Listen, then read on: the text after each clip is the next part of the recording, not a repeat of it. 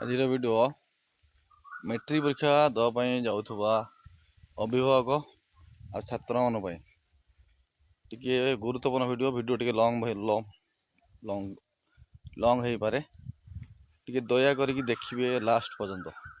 ପ୍ରଥମ କଥା ହେଉଛି ମେଟ୍ରିକ୍ ପରୀକ୍ଷା ଦେଉଥିବା ପିଲାମାନେ ଯେଉଁମାନେ ଭଲ ପଢ଼ୁଛନ୍ତି ସେମାନଙ୍କ ପାଇଁ ବି, ଯେଉଁମାନେ ମିଡ଼ିୟମ୍ ବି ପଢ଼ୁଛନ୍ତି ତାଙ୍କମାନଙ୍କ ପାଇଁ ବି, ଯେଉଁମାନେ ବି ମାନେ ଜଷ୍ଟ ପାସ୍ ଷ୍ଟାଣ୍ଡାର୍ଡ଼ ଅଛନ୍ତି ତାଙ୍କମାନଙ୍କ ପାଇଁ ଜମା ଭୟଭୀତ ହୁଅନ୍ତୁନି।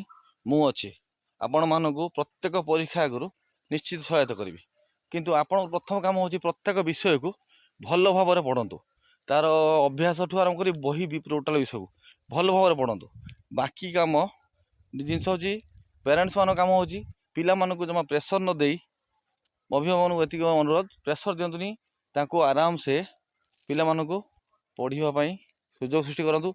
ଜମା ବର୍ତ୍ତମାନ ଆଉ ମାତ୍ର 2-4 ଦିନ 19 ତାରିଖ ପରୀକ୍ଷା ଆରମ୍ଭ। ସେଥିପାଇଁ ପିଲାମାନଙ୍କୁ ହ୍ୟାପିଲି ରଖନ୍ତୁ। ଆଉ ବଡ଼ ଜିନିଷ ହେଉଛି ତାଙ୍କୁ କୌଣସି ଷ୍ଟ୍ରେସ୍ ଦିଅନ୍ତୁ ନାହିଁ। ସବୁ ପିଲା 90% ରଖିବେ ନାହିଁ, ମୁଁ ଆଗ ଭିଡ଼ିଓରେ କହିଛି। ତେଣୁ ନିଜର କାପାସିଟି ଅନୁସାରେ ସେ ନିହାତି ଭଲ ରଖିବେ। ଆଉ ପ୍ରତ୍ୟେକ ପରୀକ୍ଷା ଆଗରୁ ମୁଁ ନିଶ୍ଚିତ ରୂପରେ ଭିଡ଼ିଓ ନେଇ ଆସିବି। ନିଶ୍ଚିତ ଯେଉଁ ପିଲାମାନେ ଯଦି 40 ମାର୍କ ରଖିବେ ନିହାତି 50 ମାର୍କ ରଖିବେ। କେମିତି ସେଟା ମୁଁ ଏବେ କହିବିନି, କାରଣ କହିଲେ ପିଲାମାନେ ପଢ଼ିବେ ନାହିଁ। ନିଶ୍ଚିତ ମୋ ଭିଡ଼ିଓକୁ এই ভিডিওটি লাইক করନ୍ତୁ, কমেন্ট କରନ୍ତୁ, সেটা বড় কথা নয়, কিন্তু শেয়ার নিহাতি କରିବେ। ବାକି ରହିଲି, ରାଧେ ରାଧେ।